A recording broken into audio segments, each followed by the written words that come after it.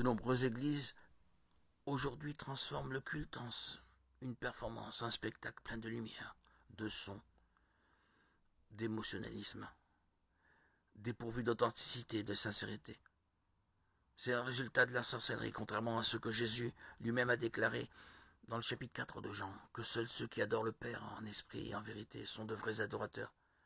Je ne sais pas pour vous, mais il y a de nombreuses églises où les membres et les ministres de louange jouent avec le culte, mélangeant l'adoration avec des chansons séculaires, sans se préoccuper de savoir si cela compromet la sainteté de Dieu.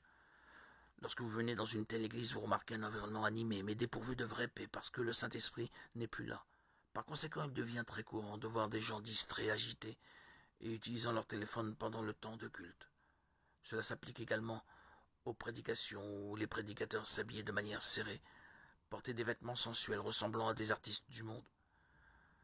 Je ne dis pas qu'une personne ne peut pas être élégante, mais l'accent est trop mis sur l'apparence physique cherchant l'attention pour soi-même. Avant de conclure, je voudrais que vous ouvrez vos yeux sur quelque chose qui peut vous rendre la cible de ce piège diabolique. Dans le Saint-Testament, la Bible montre que le roi Saül a perdu l'onction que Dieu avait versée sur lui en se livrant à des pratiques occultes. Voyez ce que le prophète Samuel, lui, a dit. Car la désobéissance est aussi coupable que la divination, et la résistance ne l'est pas moins que l'idolâtrie et les téraphimes. Puisque tu as rejeté la parole de l'Éternel, il te rejette aussi comme roi.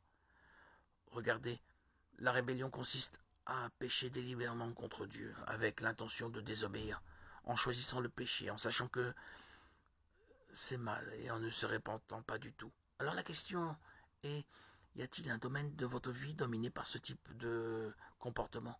Peut-être que c'est la pornographie, la prostitution, le mensonge, la malhonnêteté, peu importe ce que cela peut être. Dieu vous dit d'abandonner ces pratiques aujourd'hui afin de ne pas récolter les amères conséquences du péché.